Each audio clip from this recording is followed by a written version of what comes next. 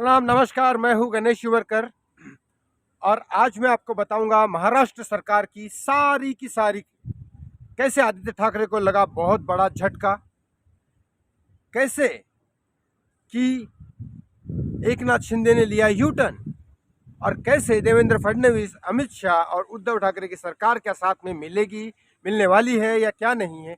इसमें बहुत सारे क्ल्यूज ऐसे हैं जो आपको समझ में आएगा कि इसका केस, इस महाराष्ट्र सरकार की पूरी ये जो सरकारें हैं, इसमें शरद पवार भी है, उद्धव ठाकरे भी है, अमित शाह भी है, देवेंद्र फडणवीस भी है, एक नाथ शिंदे भी है और आदित्य ठाकरे भी है।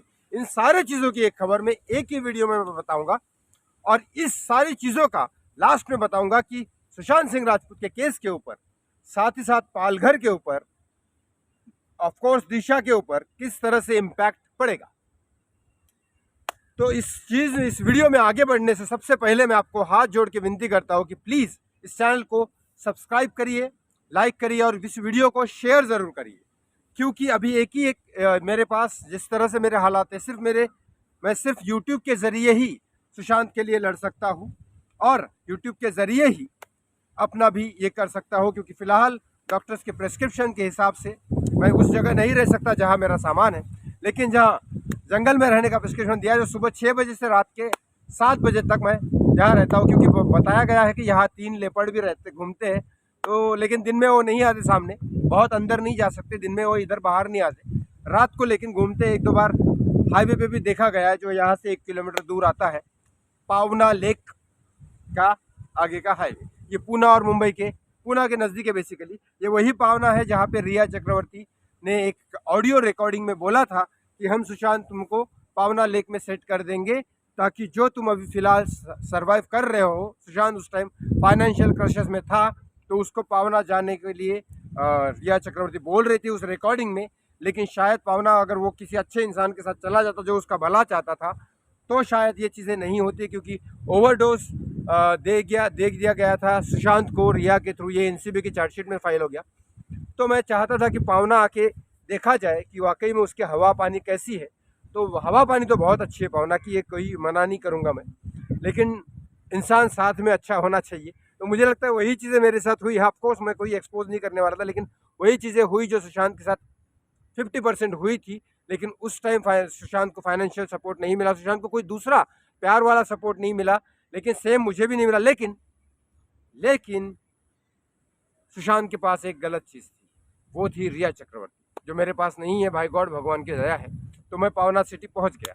चलिए इस वीडियो में मैं आगे बढ़ता हूँ कि किस तरह से आदित्य ठाकरे को झटका लगा। आदित्य ठाकरे के एक करीबी युवा नेता है विकास, सरनेम में विकास करके है, सरनेम में थोड़ा सा भूल रहा हूँ, शायद इस वीडियो में याद आएगा तो बताऊंगा। विकास पेडनेकर जो है, वो आदित्य ठाकरे को छोड़ के, बहुत क्लोज रिलेशन था आदित्य ठाकरे के युवा नेता में से एक युवा नेता थे वो, जो उनको छोड़ के एक नाथ शिंदे की टीम में चले गए, जिसकी वजह से बहुत बड़ा इम्पैक्ट पड़ रहा है आदित्य ठाकरे की इस युवा सेना को। मैं पूरी उद्धव ठाकरे की शिवसेना की बात नहीं कर रहा हूँ, स्पेशल आदित्य ठाकरे की युवा सेना को। अब दूसरी बात करते हैं, क्या बीजेपी और शिवसेना साथ में है, मतलब उद्धव ठाकरे की शिवसेना। जो बोला जा रहा है दीपक केसकर करके, जो एक नाथ शिंदे के स्पोक पर्सन है, जैसे उद्धव ठाकरे के स्पोक पर्सन थे संजय राउत, वैसे ही एक नाथ शिंदे के स्पोक पर्सन है दीपक केसकर, जो ये बोल रहे थे कि ऐसी खबर आ रही है कि उद्धव ठाकरे की तरफ से हम कॉल एक्सपेक्ट कर रहे हैं। और एक नाथ शिंदे ये बोलते हैं कि नहीं, अगर उद्धव ठाकरे की तरफ से कॉल आता है या ऐसी चीज़ होती है तो हम तीनों की मिला के एक सरकार बनाएंगे। सॉरी, मेरा ध्यान इधर उधर जाता है क्योंकि सांप वो अपना निकल जाए। तो ऐसा होता है कि एक नाथ शिंदे ये कहना है बीजेपी से, देवेंद्र फडणवीस से, अगर उनकी तरफ से कॉल आता है कि हमें साथ में मिलना है तो हम मिलेंगे। अब इस पे एनसीपी और कांग्रेस क्या करती है ये भी मैं आपको बता दूंगा तीसरे टॉपिक पे। तीसरा टॉपिक ये है कि क्या एक नाथ शिंदे ने हिंदुत्व छोड़ दिया। ये मैं बहुत बड़ा टॉपिक है, क्या एक नाथ शिंदे ने यू टर्न लिया। अब मैं इस टॉपिक पे आता हूँ। आपको पता होगा, मैंने बहुत दिन पहले, मैं छोटा था उस टाइम, मैंने एक एसटी के बस पे औरंगाबाद एक सिटी है महाराष्ट्र में जिसका नाम संभाजी नगर रखा गया था, संभाजी नगर रखना था, जैसे बॉम्बे का नाम मुंबई रख के गए बाला साहेब ठाकरे, जिसके लिए मैं सैल्यूट करता हूँ बाला साहेब ठाकरे को। ऐसे ही औरंगाबाद का नाम बाला साहेब ठाकरे ने बोला था संभाजी नगर होना चाहिए। क्योंकि औरंगजेब ने तो कुछ नहीं, लेकिन महाराजा शिवाजी के पुत्र संभाजी ने बहुत अच्छे अच्छे काम किए। तो संभाजी नगर उसका नाम होना चाहिए। और संभाजी का नाम शायद उस टाइम मैंने बस पे देखा था, मैं बहुत छोटा था, पता नहीं था, तो बस में देखा था उस टाइम कुछ पंगे हुए थे तो वापस औरंगाबाद रखा गया था, क्योंकि कांग्रेस सरकार थी उस टाइम। तो जब ये मांग बाला ठाकरे की तरफ से उठ रही है, तो ये मांग चलती रही। उद्धव ठाकरे की सरकार आई, उसके बाद भी उन्होंने मना किया, लेकिन बहुत सारे प्रेशर आने के बाद, बहुत सारे शिवसेना के ही लोगों के बोलने के बाद उद्धव ठाकरे ने मान लिया था कि चलो संभाजी नगर रखा जाए, और मंजूरी दे दी थी।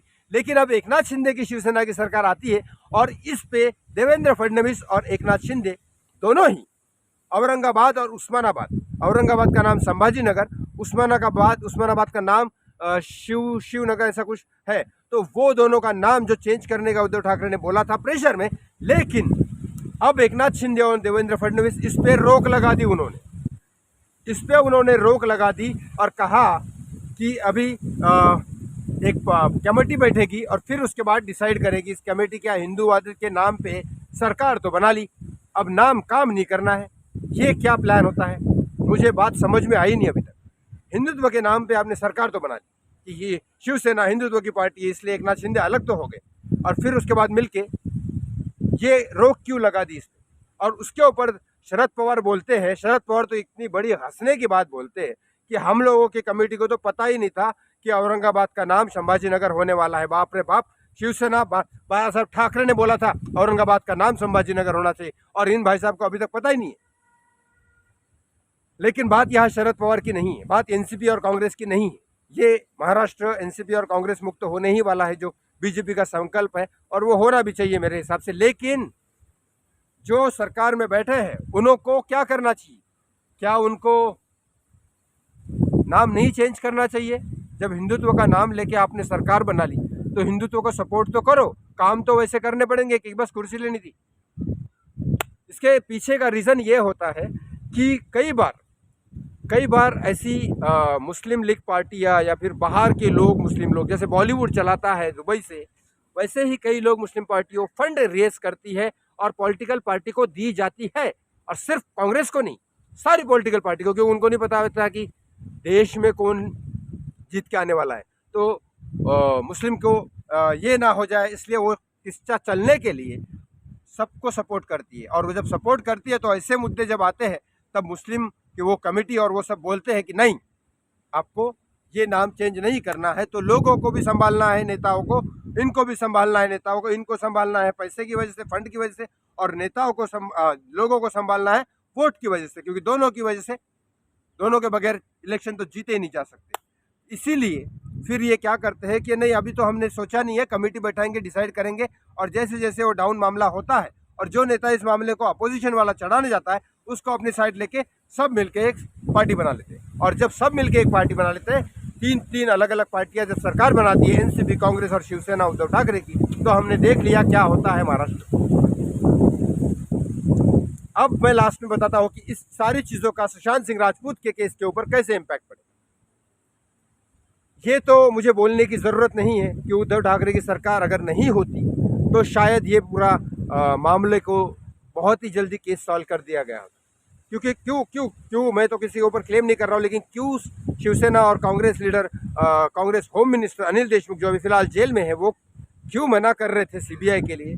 क्यों संजय राउत सुशांत की फैमिली के क्लेम कर रहे थे गरीब, और यहाँ तक कि बेकार क्लेम कर रहे थे, और यहाँ तक कि इतना सब होने के बाद भी शिवसेना, सीबीआई आने के बाद भी, सीबीआई आने के पहले बिहार पुलिस को क्यों क्वारंटाइन किया गया था, ये सब बातों से मैं वापस से उस चीज़ों में नहीं जाना चाहता। इन सब बातों से पता लगता है कि अगर शिवसेना की सरकार नहीं होती, दूसरी कोई और सरकार होती, तो मुंबई पुलिस अपनी जांच सही तरीके से करती, और फिर परमवीर सिंह तो नहीं होते, तो मुंबई पुलिस की अगर कोई दूसरी सरकार होती तो शायद जांच सही तरीके से करती और अब तक इंसाफ हो चुका होता, सीबीआई वगैरह सबकी ज़रूरत नहीं पड़ती। लेकिन फिर भी मुंबई पुलिस है, आज भी मुंबई पुलिस वही है, कोई बदली नहीं है। लेकिन इसके ऊपर चलो मैं बाद में आऊँगा। सरकार बदली है लेकिन पुलिस नहीं बदली, पुलिस फिर भी सरकारी चलाती है, लेकिन उसके बारे में बाद में बात करेंगे। अब सुशांत सिंह राजपूत के केस के ऊपर कैसे इम्पैक्ट पड़ेगा ये हम डिसाइड करते हैं। अब मैं आपको बताता हूँ कि जिस तरह से सिद्धार्थ पिठानी फ्री हो गया, जिस तरह से हिंदुत्व का नाम लेके वापस से ये कर रहे हैं। जिस तरह से अमित शाह और देवेंद्र फडणवीस और एकनाथ शिंदे बोलते हैं कि एक फ़ोन कॉल का हम वेट कर रहे हैं, अगर उद्धव ठाकरे आज भी फ़ोन करते हैं तो हम उनको साथ बीजेपी के साथ मिलकर सरकार बना लेंगे। मतलब राज ठाकरे को साथ में मिला लिया, उनके बेटे को अमित ठाकरे को एक पद दे रहे, उद्धव ठाकरे को साथ में मिला लिया, एक पद दे देंगे, आदित्य ठाकरे को साथ मिला लेंगे, पर्यावरण मंत्री बना देंगे, बाकी लोगों को साथ में मिला लेंगे, देवेंद्र फडणवीस और एकनाथ शिंदे की है ही। फिर इनका सपना था कांग्रेस मुक्त एनसीपी और कांग्रेस मुक्त भारत, जो महाराष्ट्र से मुक्त हो चुका है। ऐसे करते करते मेन एजेंडा क्या था? सुशांत सिंह राजपूत जस्टिस नहीं, पालघर जस्टिस नहीं, सिर्फ मेन एजेंडा था कांग्रेस मुक्त और एनसीपी मुक्त भारत। हालांकि ये चीज़ भी अच्छी है, कांग्रेस मुक्त, कांग्रेस को बिल्कुल ही मैं कहीं सपोर्ट नहीं करता। जब से राजीव गांधी गए उसके बाद खत्म हो गया कांग्रेस, और एनसीपी तो फिर एनसीपी है, उसी में से निकली हुई है। तो शाह अगर इस तरह के खेल चलते रहे तो समझ जाओ इंसाफ नहीं होने वाला। ये केस शायद दूसरी दिशा में ले जाके, जिस तरह से ये भी चल रहा है, जिस तरह से अभी रिया के ऊपर क्लेम किया गया, तो हो सकता है रिया, ऑफकोर्स रिया गिल्टी, लेकिन बाकी लोगों का क्या? बाकी लोग जो उस रात को गए थे उनका क्या? तो जैसे पिठानी को 1 साल के लिए अंदर रखा, हो सकता है रिया को अंदर रखे 1 साल के लिए। और जेल में जाने से किसी का करियर खत्म नहीं होता, ये हमने संजय दत्त को देख के समझ चुके हैं। वो प्लान करेंगे। शिवानी दांडेकर फरहान अख्तर की वाइफ है भाई, बहुत करोड़ों रुपए है, करोड़ों अरबों रुपए फरहान अख्तर के पास। Farhan Akhtar fully support of Congress, नहीं तो उनके ट्विटर पे जाके आप चेक कर सकते हो।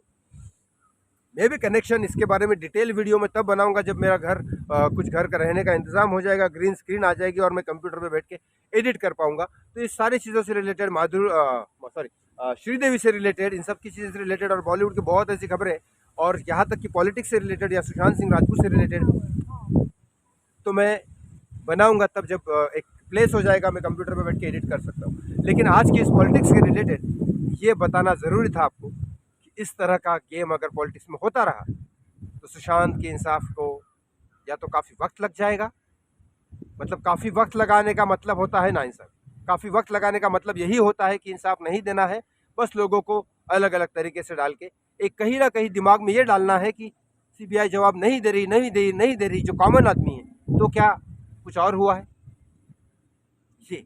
लेकिन एक बात हमेशा याद रखना, जो मैंने कहा था, सुशांत ऐसा कुछ गलत नहीं कर सकता, वो एक गलत चीज़ों को कभी सेवन नहीं कर सकता। यही सच है, यही सच है। तो पॉलिटिक्स, बॉलीवुड या सुशांत सिंह राजपूत, श्रीदेवी, जिया खान, इन सब से रिलेटेड कोई भी अपडेट्स आपको चाहिए होगी तो इस चैनल को सब्सक्राइब ज़रूर करिए, इस वीडियो को लाइक और शेयर ज़रूर करिए, और मुझे अगर आप सपोर्ट करना चाहते हैं तो इस डिस्क्रिप्शन में मैंने अपने नंबर्स दे रखे, प्लीज़ सपोर्ट करें। Thank you so much for joining and watching.